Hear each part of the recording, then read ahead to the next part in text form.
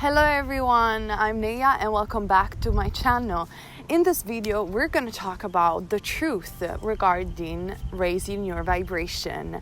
If you're into the law of attraction, manifestation, and actually are wondering what raising your vibration really is, because a lot of people are discussing this topic right now, well, I got the answer right for you. If you're interested, just keep on watching.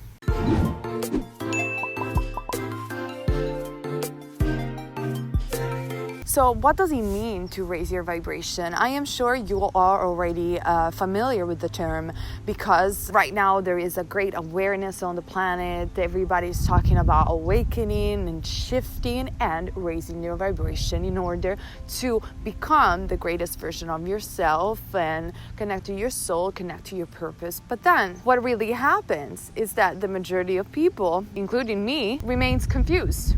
And I mean, I channeled through my spirit guides and they were pointing out the fact that the majority of the system, they were talking about raising your vibration in order to manifest the thing that you want, are nothing but creating even more illusions. Why I'm saying that? I'm trying to channel and talk to you guys because this is a very interesting topic and it's very difficult to translate in a proper English, I guess, for me. But when you're trying to raise your vibration, okay, let's say a lot of YouTubers, and I mean, it's fantastic, but a lot of people have a board where they show you the various type of auras, the various type of vibration, and what should be the highest, what should be the lowest, in order for you to manifest the thing that you want, and so on and so forth. But all of that, it's nothing but the act of seeking. At least it's perceived by the majority of people as seeking. And when we seek something, when we run towards something, we always come from lack. In other words, if you want to chase something that it's outside of yourself, you obviously are coming from lack. And this is the act of raising. And obviously, I don't want to get to conspiracy theory in this video. But obviously, a lot of people are making marketing about spirituality. It's what I call fast food spirituality. I show you the way, you get this. I show you the technique of the law of attraction, and you get this. If you raise your vibration with this system, you're gonna get what you want. I'm not denying that some of the techniques actually really works, but are you really choosing, or are you just being a byproduct of fast spirituality because you want a fast fix for your problem? What spirituality really looks like, it's nothing to do with seeking. It has to do with finding the oneness that it's within. The act of finding, for what I channeled through my spirit guides, it's like digging within yourself, like you're digging into a hole, the rabbit hole, away from the masses, away from the matrix, deep down into your inner state of awareness. And in there, you find a consciousness that it's much broader and powerful than any other things that you can experience in the physical world. Because your non-physical being, it's an extended version of the entire universe and of everything. It's non-physical. And it's funny because a lot of people, humans in general, and I'm not devaluing humans, it's just a funny term that I like to use, humans, think that because they're looking at a tree or an animal, for example, they don't speak their language. A tree cannot speak to me, at least not in my language. That tree doesn't have a consciousness. But the fact is that everything that you see physical is an expression of a non-physical. Everything that you can perceive cannot be in existence if it hadn't a higher consciousness in the non-physical. And that non-physical consciousness, that it's the greatest source of everything, it's that raising vibration. So as you can see, and I hope you guys are understanding, seeking and raising the vibration, so the act of seeking something or buying something to gain an awareness that it's higher from the non-physical doesn't work, because it's a finding that goes within yourself. finding your non-physical being. It's finding and tapping into the consciousness of source. And each and every one of us is a reflection of that source energy, is an extension of that source energy. This experience, if you ever channeled or heard people channeling, they will tell you that no choices is wrong or right. And they tell you this because everything, it's an expansion. And if everything is an expansion, everything is a collective data of wisdom.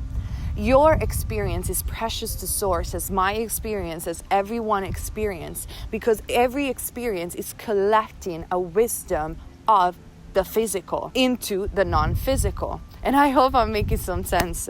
So understanding this metaphysical concept and translating them a little bit into the practical sense of raising the vibration, it's to understand that you shouldn't do anything that is outside of yourself. Every act of you finding love, finding the money, finding the new car, finding the computer, the phone, whatever that is an act of seeking, and it is exhausting. It's leaking your energy out, which doesn't mean that you cannot manifest what you want in your life. I'm not saying that.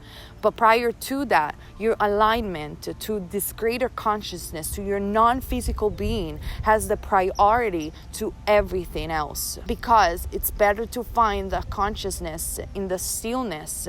That's why I always advise meditation and prayer.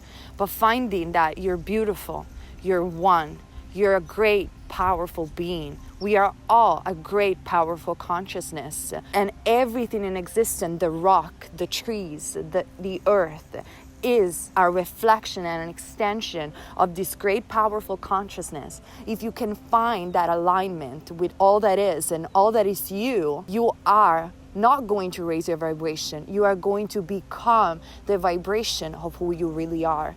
And the vibration of who you really are is your non-physical being, that is love, bliss, oneness, and peace. So that's why I had this download, and I took 3 hours to try to translate this in proper English for you guys.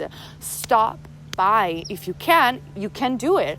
I mean, that is an experience. It's not wrong. So I'm not devaluing that. I'm not devaluing pick cards. I'm not devaluing things that are material at all. But if you can, don't buy into fake spirituality. You don't need any technique. You don't need anything practical. You only need to remember who you are. And if you talk to a child, you're a mother, and you see your child playing in the field of grass, they can feel that oneness, that extension of the non-physical expressing in their physical self, because they remember who they are. I even wrote in my book, did adults forget how it is to be a child? And then act accordingly to the inspiration and downloads that you're having. We are all trying to seek peace. We are all trying to seek happiness.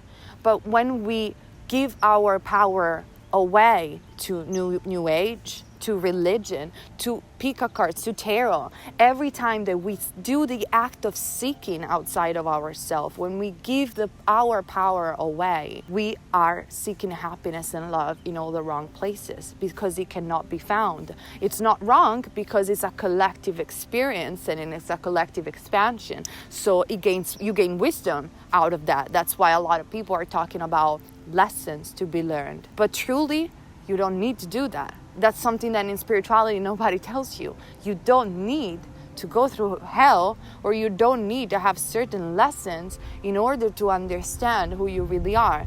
And because we are on a leading edge of experience right now and shifting our awareness on who we really are, I remind you guys, stop seeking and raising, but find.